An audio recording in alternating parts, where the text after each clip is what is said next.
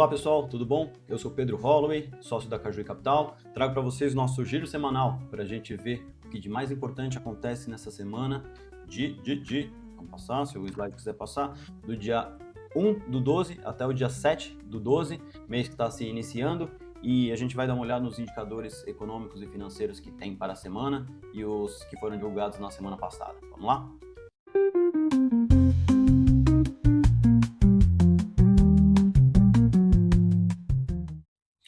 Bom, começando aqui internacionalmente, lá fora a gente vai ter o PCI, que é aquele indicador de inflação que o Banco Central americano, o Fed, ele mais olha, tá? Então, toda atenção aqui para o PCI, que pode ditar os próximos passos da política monetária norte-americana. Ele sai na sexta-feira, tá bom? Além disso, a gente vai ter, como é virada de mês, tem aqueles PMIs, né? Índice de gerente de compras. Esse aí não costuma afetar muito o mercado, tá? Mas é só bom a gente ficar sabendo que vai ter essa semana, porque se tiver alguma movimentação muito diferente, alguma coisa muito fora do padrão, às vezes eles influenciam o mercado, tá? Então a gente vai ter o PMI na Europa, nos Estados Unidos e no Brasil também vai ter, tá? Que mais? No Japão, está se falando sobre o aumento da taxa de juros, tá bom? Então, na próxima reunião é possível que a gente tenha um aumento da taxa de juros. Eu vou trazer na próxima reunião, porque nosso próximo encontro, na semana que vem, porque não vai ser dessa semana para a próxima, tá? Se não me engano, vai ser da próxima para outra, então a gente traz algumas expectativas, tá? Mas está se falando que vai aumentar, até aí sem surpresa, tá? Porque já estava previsto um aumento. O problema é onde que vai parar esses aumentos de juros no Japão. Por quê? É muito importante para o carry trade. O carry trade é quando você toma empréstimos a uma taxa mais baixa e consegue emprestar para uma outra economia, para um outro país, normalmente risco soberano, tá? A uma taxa mais alta. Então você toma de um lado a uma taxa baixa, empresta mais alta a outra taxa e com isso você fica com o carrego dos juros, né? Você fica com o spread de juros. E você subindo a ponto que você está tomando empréstimo, começa a ficar mais caro. E aí você pode desmontar algumas posições. Você pode não. Alguns investidores já sentem que não está valendo tanto a pena, né? Então, poxa, o cara toma no Japão a 1% e empresta no Brasil a 15%, neutraliza o risco cambial, faz o hedge, e com isso ele consegue, mesmo assim, ter uma taxa boa. É claro que você tem um risco Brasil nessa ponta, né? Mas mesmo assim vale a pena, tá bom? Então vamos ficar atento a isso, não ocorre essa semana, mas os juros futuros já começam a ser negociados, então isso é que pode impactar já o carry trade futuro, tá? Na Europa a gente tem o PMI, como eu falei, e vai ter divulgação do PIB. O PIB está sendo esperado para esse trimestre para ser divulgado em 0,2%, tá? Brasil, no Brasil a gente tem, além do PMI, a gente tem a PIM, a Pesquisa Industrial Mensal, tá? Divulgada pelo IBGE. Ela não costuma fazer muito preço, mas é bom a gente ficar de olho também. Além disso, a gente vai ter o PIB. PIB, eu preciso ver a data, esqueci, acho que vai ser na quinta-feira, tá bom? Então, olhos para o PIB. Como a gente vem falando nos nossos encontros, o Banco Central está elevando os juros, manteve um patamar alto de juros, e com isso a ideia é esfriar a atividade econômica, esfriando a atividade econômica para isso não transitar para a inflação, tá?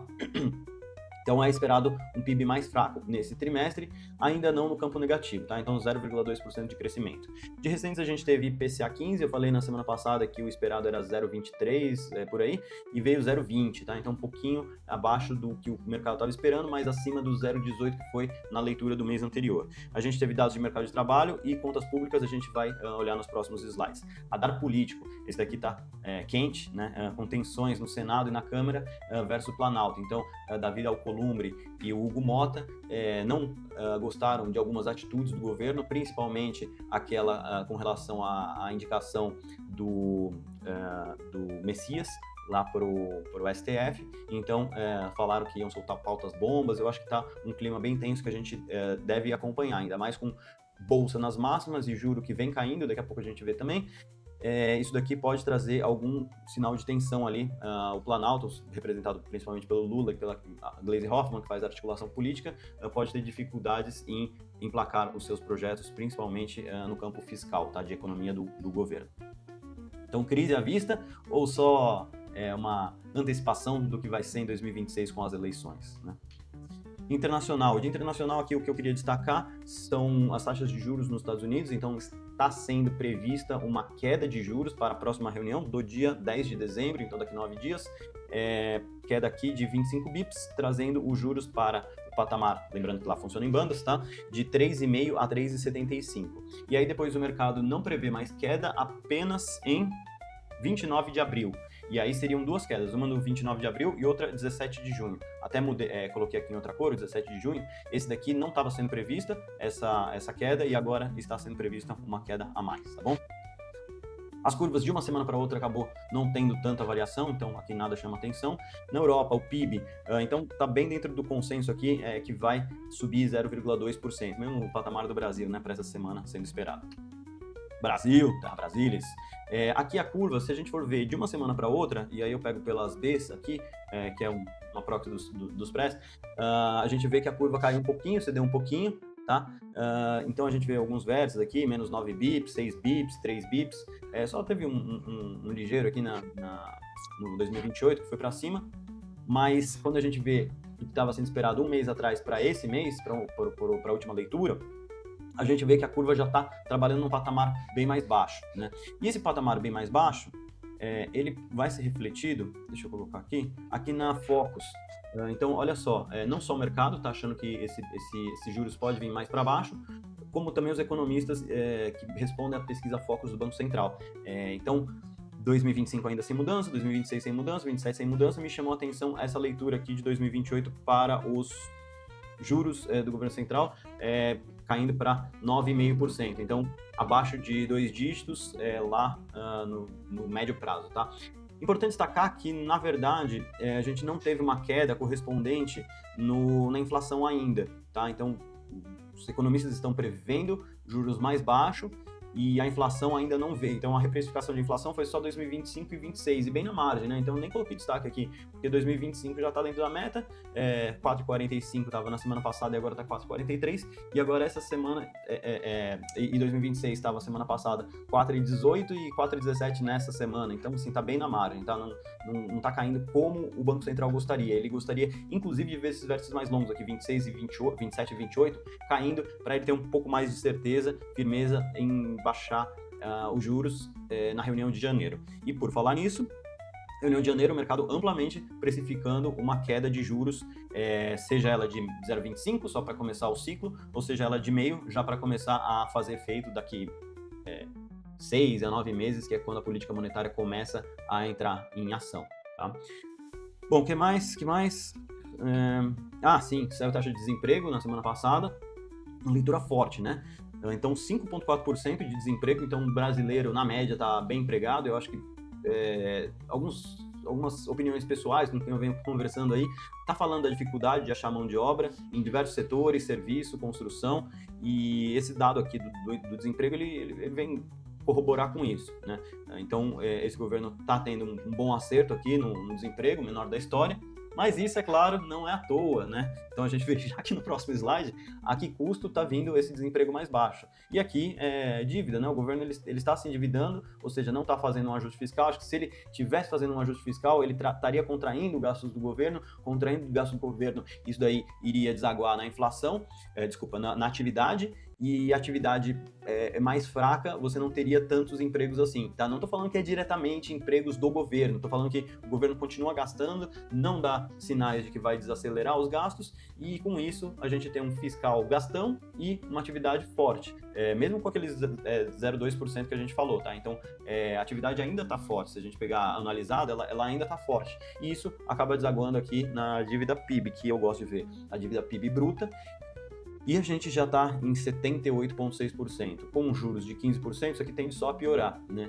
Enquanto você acha que vai estabilizar, eu acho complicado ali. Estou falando em 82, 80 e poucos, mas é aquele negócio, quando a gente chega nesse patamar, daí fala, não, vai ser 85, depois vai ser 90. Então, não está explosivo ainda a dívida, tá? Ela pode ser controlada, mas o que a gente vê é que não tem uma vontade de se controlar essa dívida PIB, tá? E se ele estivesse fazendo um trabalho mais fiscalista, que economizasse mais, a gente não teria que ter um juros tão alto, o que melhoraria ainda esse aspecto da dívida. Tá?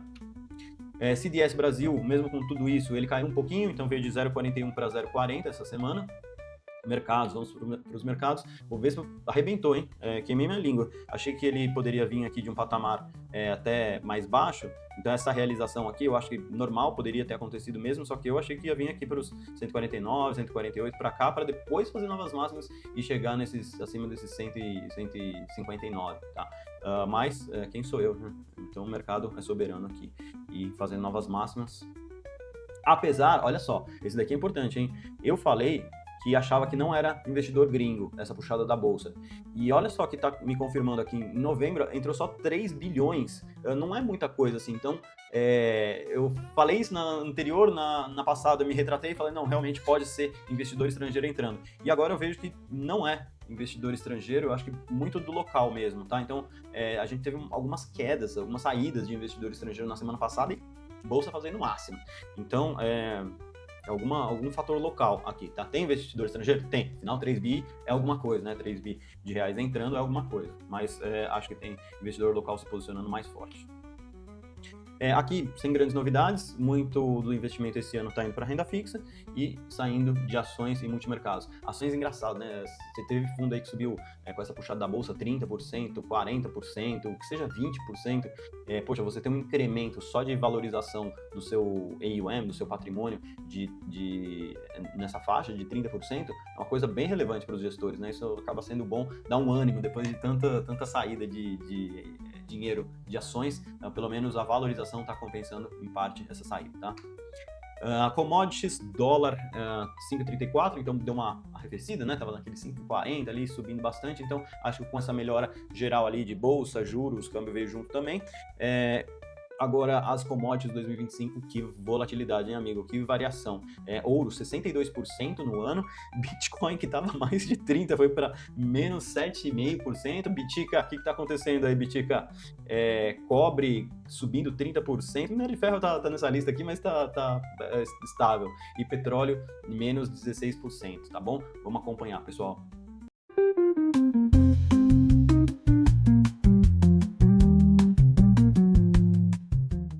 Bom, de oportunidades da semana, continuo com alguns FDICs e FIIs. Se você é investidor, tem interesse, fale comigo, que eu estou naquela fase de pré-estruturação, conversando e entendendo o que o mercado está querendo de prêmio para esses ativos, tá bom? Um abraço, bons negócios, boa semana.